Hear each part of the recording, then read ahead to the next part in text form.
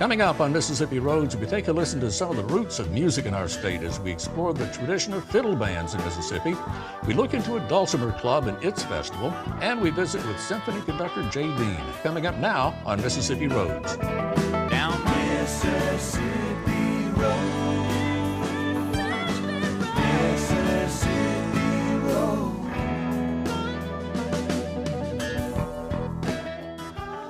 Hi, welcome to Mississippi Roads.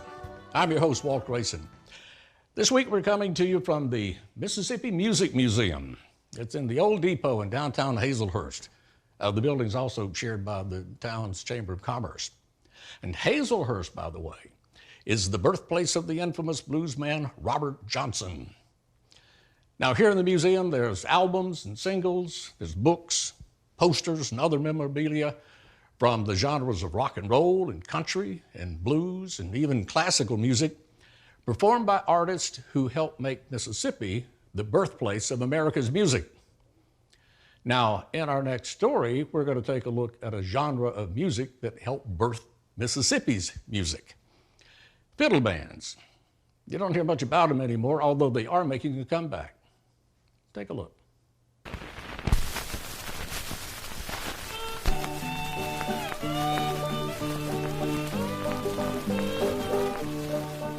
This is a story that I've been wanting to do since I discovered some old fiddle band 78 RPM records and a stack of old records that I picked up at a flea market years ago. It surprised me that some of these are recorded by artists from Mississippi, the Lee County Revelers, for instance. Well, I assume they were from Mississippi anyway. Turns out they are. But I really didn't know much about them at the time, and I really wasn't all that familiar with the fiddle band tradition in Mississippi, except for some of my family tradition. It says my grandfather played the violin and entertained the family and neighbors on his front porch on Saturday nights, but that was way before I was born. But now some of my friends have taken up playing string band music as a hobby. They like the roots that this music taps into, simpler times and deeper values than today. Be unbroken by and by, Lord, by and by. Once they played every Saturday night, but it's a special occasion to catch a band together nowadays. Bill Ellison is a friend of mine. You may listen to his Saturday night music show on Mississippi Public Broadcast Radio, Grassroots. I figured Bill would know a little bit about this music. Fiddle bands were old-time string bands back through the 20s and 30s and 40s that played for square dances, and that's how people entertained themselves on the weekend. They moved furniture out of the living room, and a little band would play, and they would dance. Bill's show is called Grassroots. He plays a good bit of bluegrass and some acoustic folk and country, but string band and fiddle music may be the roots of the roots music he plays. And old time is pretty much the story of America, because you have the banjo, which comes from Africa. You have the fiddle that comes from Ireland, Scotland, and then like the guitar. The guitar is actually the baby of country music. Tim Freeney is related to all of the original members of the Freeney's Barn Dance Band. Freeney's Barn Dance Band is one of the better-known fiddle bands from Mississippi. They recorded some tunes that fiddle bands still play today, Sullivan's Hollow being one of them. It consisted of Cleveland Freeney, Carlton Freeney, Fonzo Cannon, and Hendrix Freeney. And Hendrix was my great-grandfather's brother, his little brother. But they went from neighborhood gatherings to becoming recording artists in an era when recording was still very new, and lots of talent scouts were going out all over the country looking for fresh talent. They cut 6 songs on the Okie label, and it was on December of 1930. And it's kind of funny reading the diary entry of Carlton Freeney, where he says it was cold and rainy, went to Jackson, recorded 6 songs, and got home about 11 o'clock. Then the next day it says, went to school. Well, in poking around trying to come up with more information about the fiddle band tradition in Mississippi, I ran across Robert Gray. Robert is founder of the Mississippi Fiddlers Association, and they have one particularly visible event every year, the Big Yam Potatoes Fiddlers Contest at Jefferson College in Washington, Mississippi, near Natchez, the weekend after Mother's Day every spring. It is from Robert that I learned there are a couple of types of fiddle music from that era. There was the kind that was commercial enough to be released on record, but there was the other kind that the Big Yam event focuses on, more the folk music type. And specifically non-commercial material. There were material that was recorded here in Mississippi, the Willie T. Namor, Carroll County Blues. A lot of people know that in the fiddle tradition, but this was music that was really in the communities, and they were played for the square dances and public events. You know, we may not have even known about the vast majority of this type music except for the Library of Congress WPA project during the Great Depression. And so they sent 2 men down in a old Army ambulance and outfitted it with a Presto disc cutter, and this is what they recorded, and they specifically recorded Mississippi fiddle players. Now, if you can get your hands on a copy of this album, released by the Mississippi Department of Archives and History years ago, it has many of those old Library of Congress recordings on it. And the title of the album comes from one of the tunes, which is where Robert adopted the name for the annual Fiddlers Contest. And another way to get a hold of some of the tunes nowadays and stories about them is in book form. Harry Bolick is co-author of Mississippi Fiddle Tunes. Lee County Revelers were the big deal, the Waltz Kings, the Ray Brothers, Nations Brothers, Hoyt Ming and the Pep Steppers. Those are some of our heroes. We play those tunes. And if these artists aren't exactly everyday household names like other Mississippi artists who came along about that same time or just after them, like Elvis and B.B. King and a little earlier Jimmy Rogers, well, there's a reason for that. By the time this music was being recorded, its heyday as pop music, as the vernacular music we all listened to, had already passed. By World War II, the death knell had sounded. It wasn't Elvis, but it was honky-tonk. Bluegrass started coming. And people switched styles and largely stopped playing this because the audience had largely disappeared. They tended to be older and grayer. It's coming around again in younger revival, and young people in their 20s and 30s are learning these tunes afresh. Context is different, but the music itself lives on.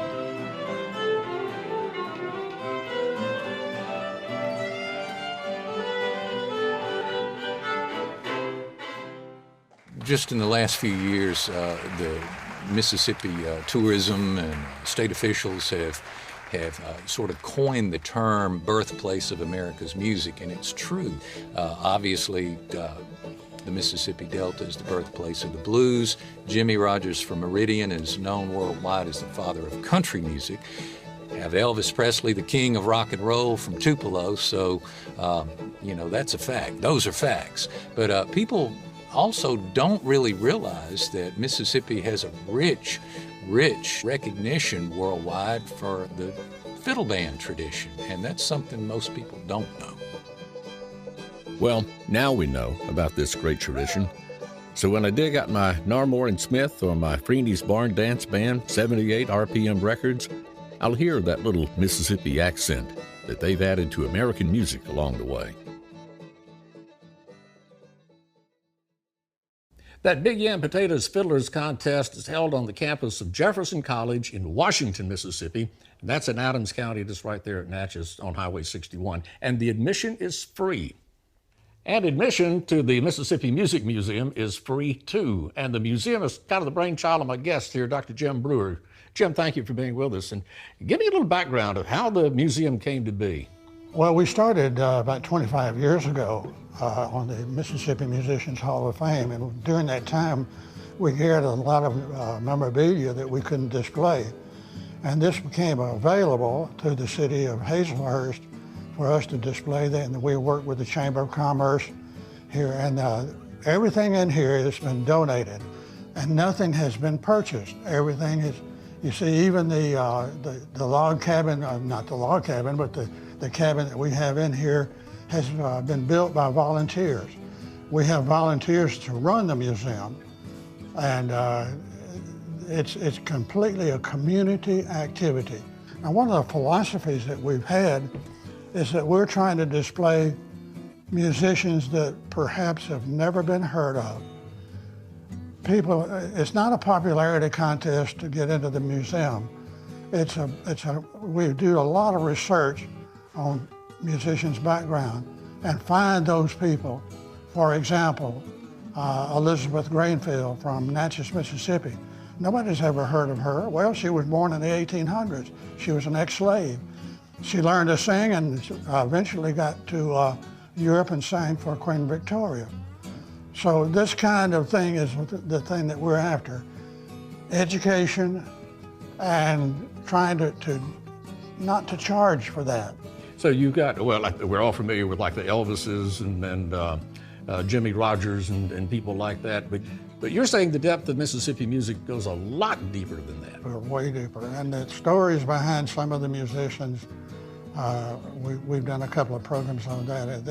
It's really interesting, not only the musician, but the story behind the musician.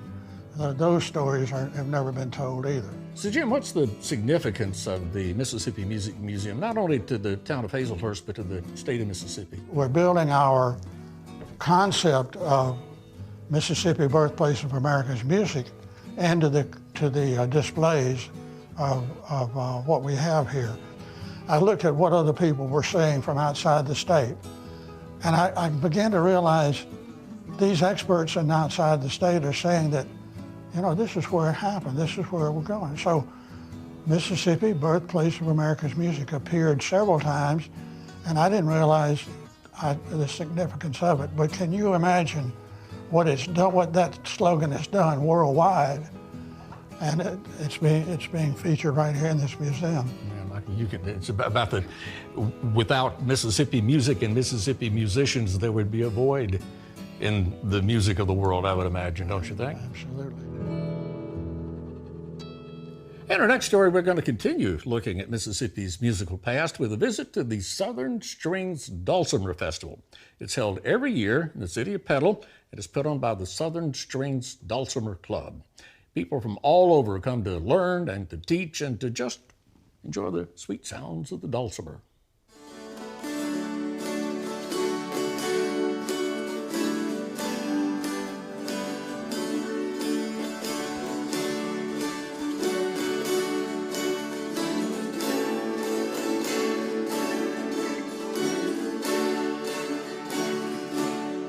Southern Strings is a dulcimer group, and we meet every Tuesday night, and we have lessons, free lessons once a month, and we also have jamming session every week.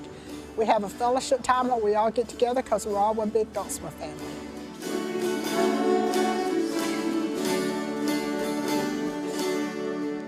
We have our festival once a year, and we started that 10 years ago, or at our 10th year anniversary, as a homecoming event, and decided that we would have it every year, and every year it's just gone bigger and bigger.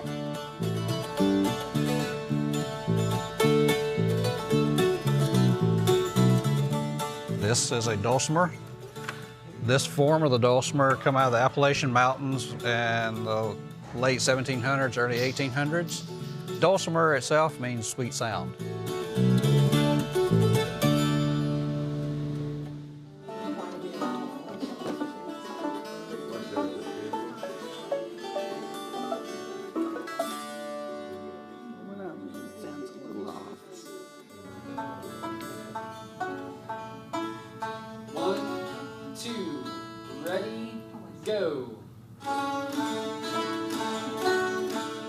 Well, I'm just a teacher here for the weekend for the Southern Strings Dulcimer Festival.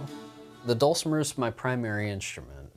My friend's dad was playing one on the front porch, and I just hadn't seen or heard anything like it, so I was just really curious, and I said, "What is that?" He goes, "Dulcimer, here, try it out." And there was something about just the sound of those drones with that light melody underneath it that just captivated me. I was hooked.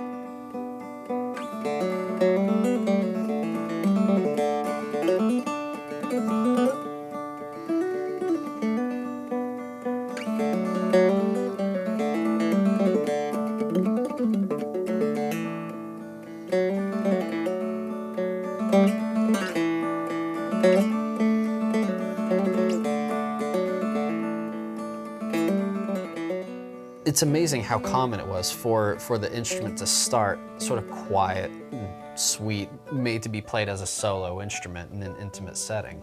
And then there's something happens where the music written on it gets more complicated and audiences get bigger.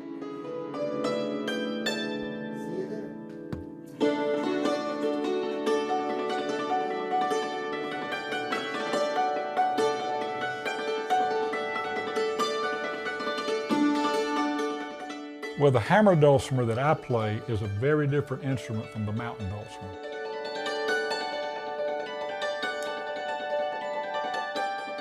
And you learn just a very simple tune, and it just mesmerizes people. It's a lot of fun to play. You should try.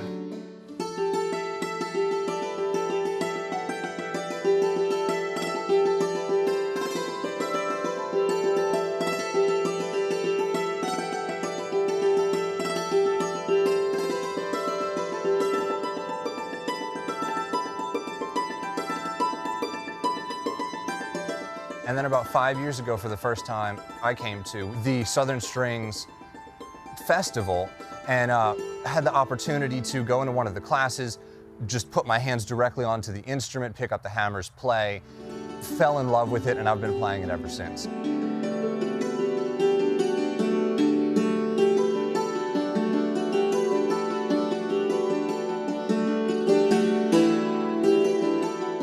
That particular way that the hammer dulcimer is played, especially the possibility of using different types of hammers, using different types of techniques to change the tone, change the sounds, change the way you're striking it, to change the way it resonates, the way it rings. There's nothing that can create that same kind of a sound.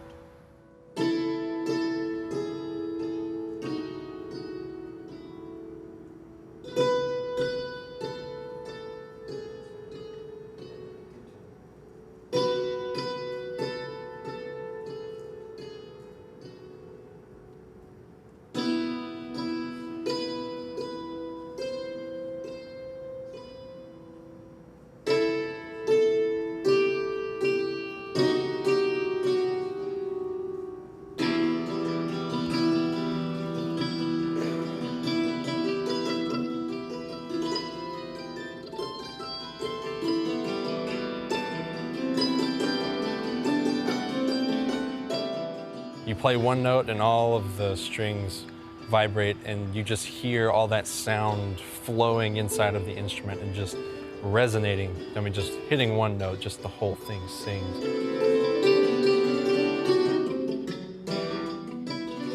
And when you hit a chord, you hear all the undertones and all the overtones, and it sounds almost like an organ if you just play a chord and then wait and just listen to the sound of the instrument resonate. It sounds like an organ, just a very ethereal sound.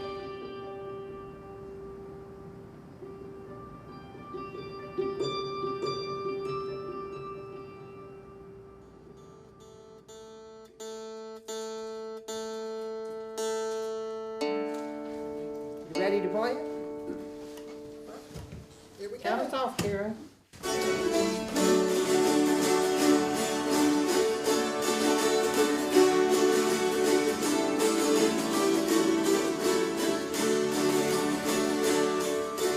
You do not have to be good to be in Southern Strings Group. We do beginners, and we have jams for people that really don't want to take classes and come just to have the fellowship of getting together and jamming with others.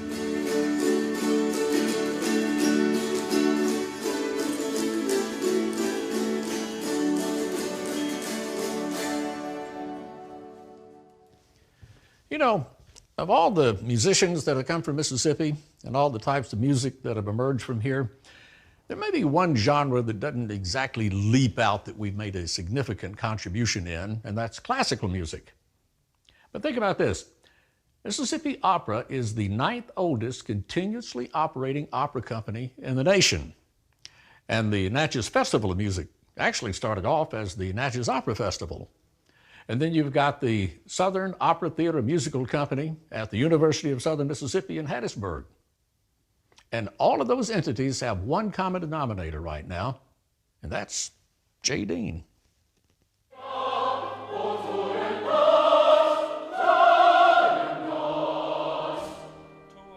It's the last rehearsal, Saturday afternoon at Dulcimer Hall in Jackson. Mississippi Opera is staging another of its ambitious productions tonight, and this is the last touch-up before this evening's performance. Jay Dean is conducting. It's been an interesting journey that's taken Jay from a youngster in a small town in Georgia. I mean, people in my hometown didn't know the difference between opera and okra. To becoming the artistic director of Mississippi Opera, as well as the artistic director of the Natchez Festival of Music, and the artistic director of Festival South in Hattiesburg, in addition to his musical duties at the University of Southern Mississippi. Now, Jay Dean wasn't a child prodigy. As a teenager, his musical horizons didn't expand much beyond Elvis and the Beatles. I grew up playing in rock and roll bands that I created. You know, there weren't none there, and so I, put those together. Played in my high school band. Never really thought much about orchestras or opera or anything that I do today because we had nothing. So where did this ravenous appetite for the original long-hair music come from? Well, it sparked from growing up in a small town where there wasn't much to do. There was nothing to do in my hometown except go to the movies or get in trouble, which I did both regularly. In those days, there was no such thing as a multiplex theater. There was one screen, and the movies always changed on Wednesdays and changed again on Saturdays, and I was at the movies every Wednesday and every Saturday. And I remember going to a movie once called Carmen, and I didn't know that it was an opera. I just went to the movie because it was there. And I experienced something that was life-changing for me, in that there was a quality of music and a quality of singing that I was experiencing that I'd never experienced, and I thought, that's the most beautiful thing I've ever heard. And one of the people in that film was Placido Domingo, and I had the pleasure of sitting next to him at a news conference 40 years later and saying that very thing, that I thought that was the most beautiful voice I'd ever heard. So hearing the intricacies of the classics was to Jay Dean's life what the place in the movie where it turns from black and white to color is to The Wizard of Oz. Well, not only for him, but for a bunch of folks in Mississippi who've enjoyed Jay Dean's musical taste and depth of his selections for performances from USM to Natchez to all over the state with the Mississippi Opera.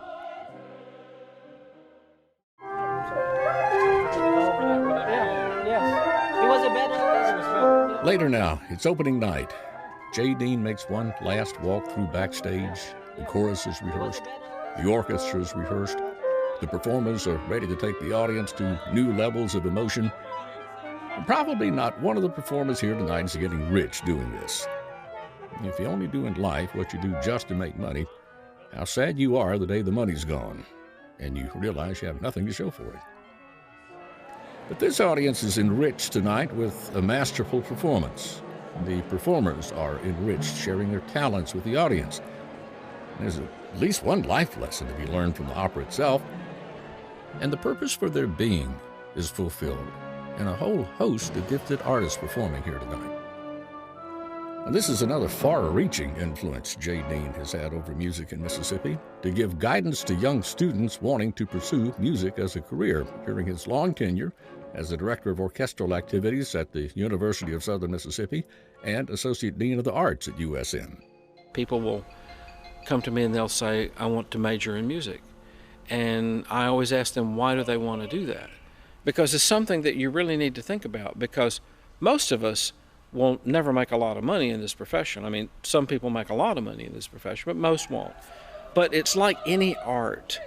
You do it because you have to, not because you want to. Great writers don't write because they want to. They write because they have to. Great painters, great sculptors, great composers, they don't do that because they want to. They don't get up every day and just say, well, I think I'd like to do this. There's something inside them that drives them to do that. And I think anybody who is any good at anything they do has that same burning passion to do that same desire. You have to wake up every day and you have to live and breathe and eat whatever it is that you do in order to be the best that you can possibly be. And once music bites you, and once it becomes part of your fabric, you really have a hard time not doing it. And if it's something that you get away from, you really miss it. And I'm sure it's that way with other things as well. I'm sure it's that way with painters and sculptors. It's something that just draws you back. So I always tell students, don't do it because you want to. Do it because you have to.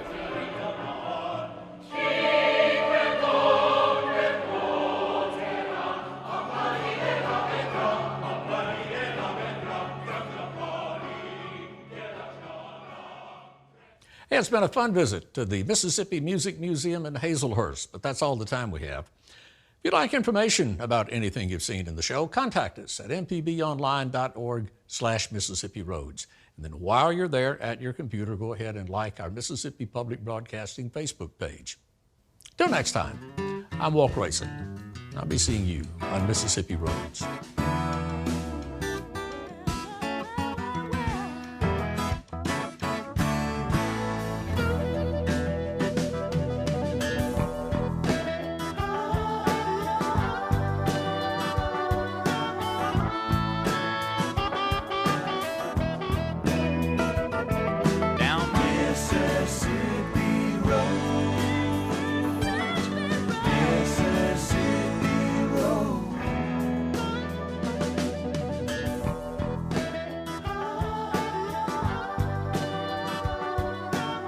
Mississippi Roads is made possible in part by the generous support of viewers like you. Thank you.